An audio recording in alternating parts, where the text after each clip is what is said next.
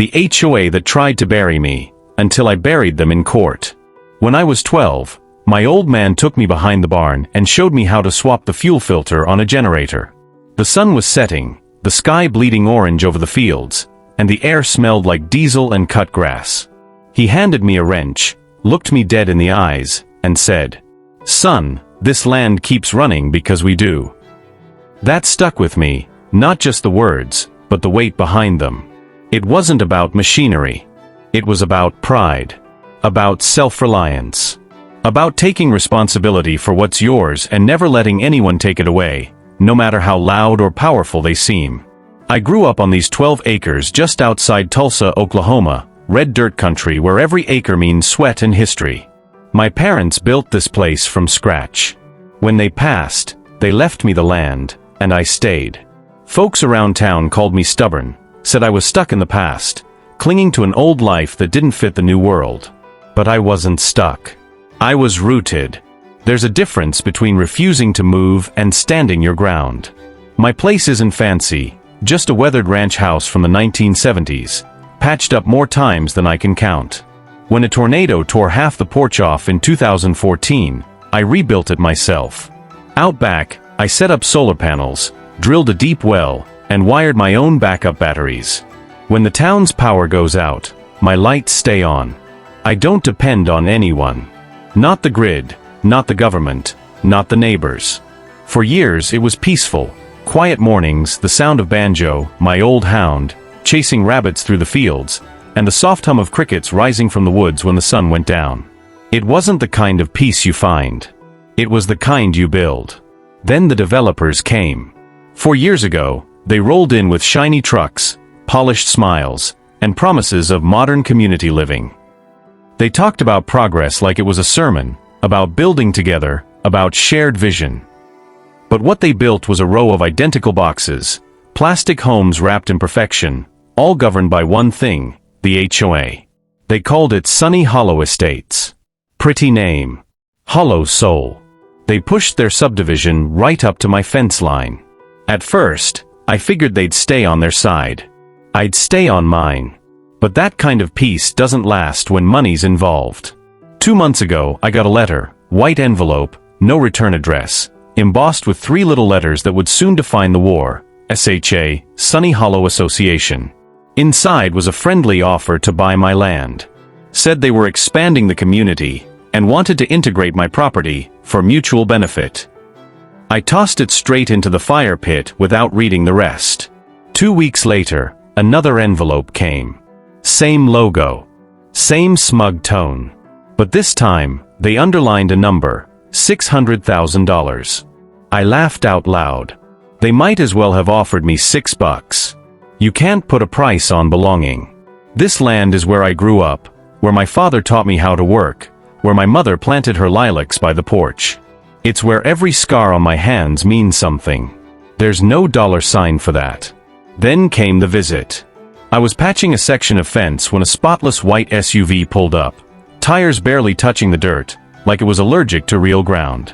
Out stepped a woman in a pale blue pantsuit, clipboard in hand, wearing heels like she was walking into a courtroom instead of a pasture. Her hair was perfect. Her smile was plastic. And her tone, sharp enough to cut glass. Mr. Reed. That's me. Karen Martell, President of the Sunny Hollow Homeowners Association. I believe you've received our letters. I nodded. I have.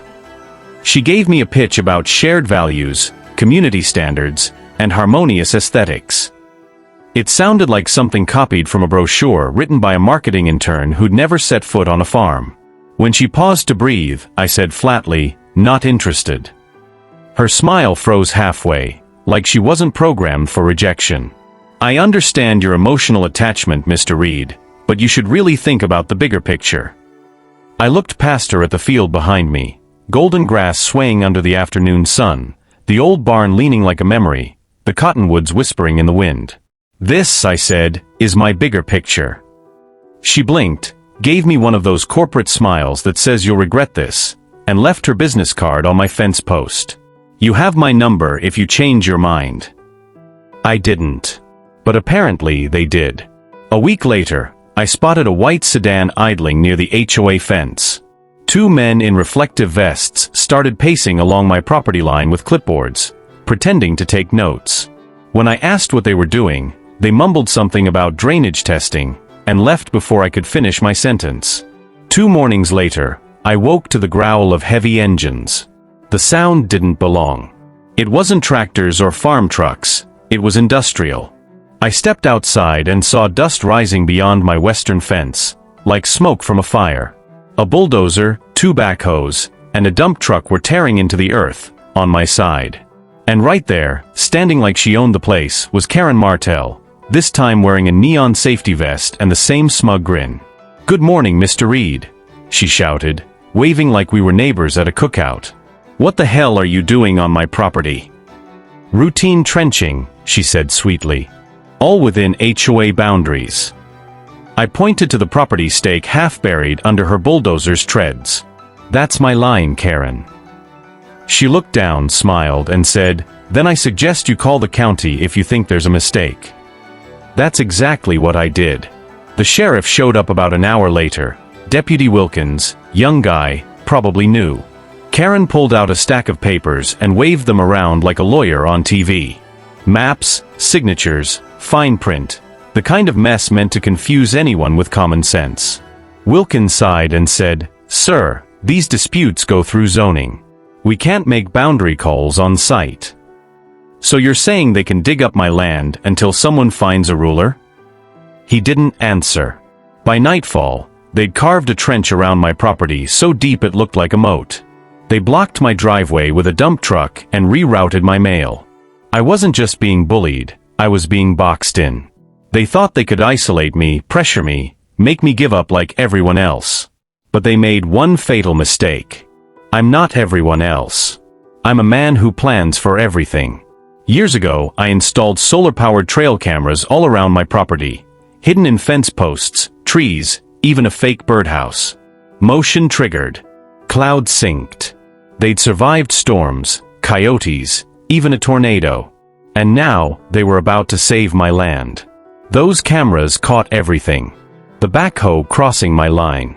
Workers pulling up my stakes. Karen standing in the middle of the trench, pointing toward my well pump, and saying, "Make sure you dig close enough. He can't stay without water." That night, I didn't yell, didn't call, didn't panic. I just sat in my workshop, the smell of oil and metal thick in the air, letting that slow surgical kind of anger settle in. The kind that doesn't explode, it calculates. The next morning, I drove straight to the sheriff's office. Supervisor Carter, an older man with a weathered face, watched every clip in silence. When it ended, he just muttered, "Jesus." So, I asked, "What happens now?" "We'll file it," he said. "Get the county involved. Might take a few weeks, but don't worry, it's officially on record." That was all I needed. That night, I went online, joined the Sunny Hollow Facebook group under my real name and posted 3 still frames from the footage with the caption, "HOA digs trench around private property without permission." By morning, it was everywhere. Local news, community pages, YouTube. People were furious. "Wait, that guy's not even part of the HOA. Is that legal? Who does this woman think she is?" By noon, I had reporters calling. Even old neighbors I hadn't spoken to in years messaged me saying, "Good for you, Reed." Then came the email, from Trevor Henley, HOA Legal Counsel. Cease and desist. Accusations of defamation. Empty threats in fancy language. I replied with one sentence. "See you in court. I have more footage than Netflix." The next morning, 2 men showed up again, fencing off my well pump and posting a sign. "Restricted zone, under community review." That was their next move, cutting off my water. I filmed everything. Uploaded it. Titled it. They just blocked my water. HOA doubles down. It went viral. Tens of thousands of views in hours. Hashtags. Outrage. Local TV crews showed up by sundown, drones circling above the trench. The 6 o'clock news opened with a shot of Karen mid-sentence, her expression frozen in arrogance. By morning, the HOA's PR team was in meltdown mode.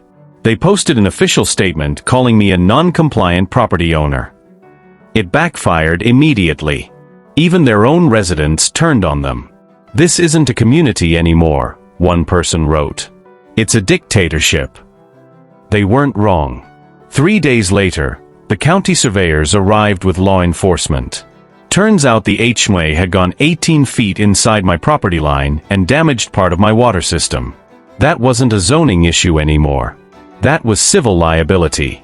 My lawyer, Jenna Hayes, filed a lawsuit for trespassing, property damage, and unlawful interference.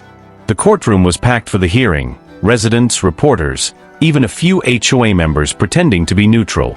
When my footage played on the big screen, the bulldozer crossing my fence, Karen pointing at my well, smiling like she owned it, the room went dead silent. Karen tried to talk her way out, claiming it was a clerical misunderstanding. The judge didn't buy it. He slammed the gavel and read the ruling. The HOA was to pay full damages, restore my land, cover my legal fees, and issue a public apology. But that wasn't all. The judge also granted me a permanent restraining order against the HOA, and full undisputed ownership of the disputed strip of land. Their trench? Ordered to be filled. Their restricted zone signs? Removed by county order. And Karen Martell? She resigned 2 weeks later. Now when I sit on my porch with banjo at my feet and a cup of coffee in my hand, I look out over that same field, the one they tried to steal, and I smile. Because some things can't be bought. Some things can't be bulldozed. And no matter how deep they dig, some roots just don't come loose. This land? It's mine. Always was. Always will be.